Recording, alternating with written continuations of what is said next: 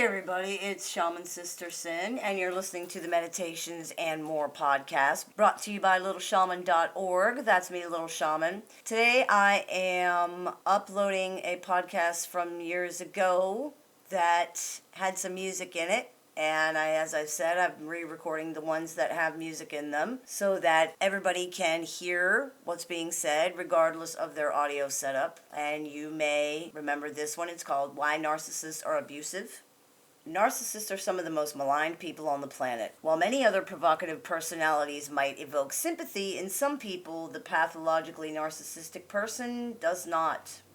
People may initially feel pity for the narcissistic personality, especially if they present themselves as a helpless victim, the way that many narcissists do, but this is usually extremely short-lived because the narcissist is so controlling, abusive, and hateful. It is nearly impossible to feel pity or sympathy for a person who works so hard to consciously and purposely hurt you. In fact, the narcissist seems compelled to hurt only those who love them, making it even harder to feel sympathy for them. But why? One of the biggest reasons is that narcissistic people do not view others as people. This can be hard for non-narcissistic people to understand. Of course, narcissists see others as people. How could they not? But they don't. They know you're a person, just like they know a dog is a dog and a lamp is a lamp. However, that's where it ends. Narcissists have no emotional connection to other human beings any more than a non-narcissist would have to that same lamp. People are viewed by narcissists as either stepping stones to get to what they want or as hurdles that are in the way. That's all. The pathologically narcissistic person is often unable to understand that other people have feelings. If they do understand, these feelings are considered totally unimportant. They just do not match up against what the narcissist wants and their own feelings. This is because the part of the brain that enables humans to care and empathize with other people is so dysfunctional and so immature that it just does not work. Many narcissists also enjoy manipulating, tricking, and fooling people. It makes them feel smart and superior, and they often enjoy tricking or otherwise fooling people into doing, saying, or acting the way that the narcissist wants them to. This is made especially obvious by the way they will continuously provoke and insult someone, sometimes for hours, until the person reacts with anger, which the narcissist then reacts to by screaming that they're being abused. If this is pointed out, the narcissist will flat out deny they've done anything wrong, insisting they are the ones who are being mistreated. Another reason is that narcissists are emotional and psychological vampires. These are people with no emotional lives of their own most of the time. They have no identity or a very unstable identity, and because of this, they endeavor to steal other people's identities through a sort of a personality transplant. The narcissist has a very malformed and destructive self-image. They look in the mirror and see garbage, an ogre, an evil person who doesn't deserve to live. They resent anyone who is not as awful as they think themselves to be. They also envy that other person and want to steal all that person's good qualities for themselves. The only way that pathologically narcissistic people can do this is to systematically degrade, demean, and beat the person down nonstop until they don't have those qualities anymore. If the person is caring, the narcissist calls them selfish. If the person is well-liked, the narcissist works to destroy that person's reputation and continuously tells the person all the reasons people don't really like them. If the person is smart, the narcissist works to humiliate them and make them look stupid. This is like a crude form of brainwashing and a way to elevate themselves. If their loved one is perceived as stupid, the narcissist looks smart. If the loved one is told that they're selfish, this means the narcissist is caring by comparison. Everything they do is by comparison. They can't win unless somebody else loses.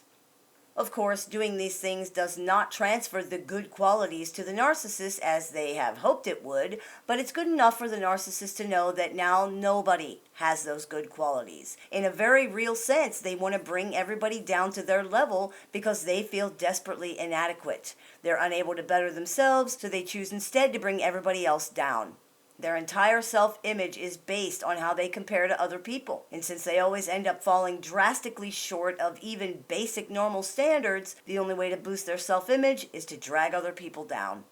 It's important to remember that the narcissist attempts to effect the personality transplant not just by trying to steal someone's good qualities, but also by trying to force that person to carry all the narcissist's bad qualities. This can only be achieved by repeatedly demeaning and degrading the person until they accept the things that the pathologically narcissistic person says as true. Once the narcissist has forced the victim to accept that the victim is a terrible, broken, and evil person, the victim is then deserving of abuse for being terrible, broken, and evil. The victim is forced to carry all of the qualities the narcissist hates about themselves, and by doing so, the victim becomes the object of the narcissist's hatred. It's like burning themselves in effigy. I'm sure you've heard me say that before. All attack on other people is an attack upon themselves. They're projecting the qualities they dislike about themselves onto other people and attacking people for those qualities. A third reason is that narcissists are looking to escape punishment themselves. The pathologically narcissistic person is also being assaulted and degraded by themselves. The pathologically narcissistic person possesses a dysfunctional superego that savages them day and night with awful, terrible things. They get no rest from it. Every vicious, horrible thing they're saying to you is what they actually believe about themselves or what they're afraid of. That's why they say it. They are under attack 24 hours a day. The only thing they can do to try and get any respite from it at all is to attack somebody else. These things aren't really true about the narcissist. They're true about you. You are the bad one. You are the evil one. You are the broken one. You are the human garbage. And it's all obviously true because the narcissist said so. Narcissism, underneath it all, is a set of malfunctioning defense mechanisms. The defense mechanisms that the child pre-narcissist needed to protect themselves from more damage have grown into pathological thought processes and behaviors. These defense mechanisms have now turned on the narcissist. If you remember, in a previous video, we compared it to an autoimmune disease where the immune system, which is supposed to protect the body, now attacks it because it's been overstimulated. At the same time this is all going on, these defense mechanisms prevent the narcissist from accepting or even hearing any criticism or taking any blame at all, ensuring they will never be able to change. They really do think it's everybody else, and they derive actual pleasure a lot of the times from punishing those that they think deserve it. This is why the narcissistic person is abusive. Not only are they looking to simply pass the punishment along, but they believe themselves to be so terrible that anyone who loves them must be irretrievably flawed themselves. Narcissistic people cannot accept any flaws in people who care about them. Flaws render these people a terrible, crushing disappointment to the narcissist. Since the very act of loving the narcissist convinces the narcissist that the person who loves them is hopelessly flawed, anyone who loves them becomes a target for abuse just because they love them. As we can see, it's essentially imperative that pathologically narcissistic people abuse their loved ones. It's literally interpreted by them as a life or death situation, and they believe they're acting in self-defense by abusing other people. For a pathologically narcissistic person to stop abusing their family members would be tantamount to emotional suicide, maybe even literal suicide.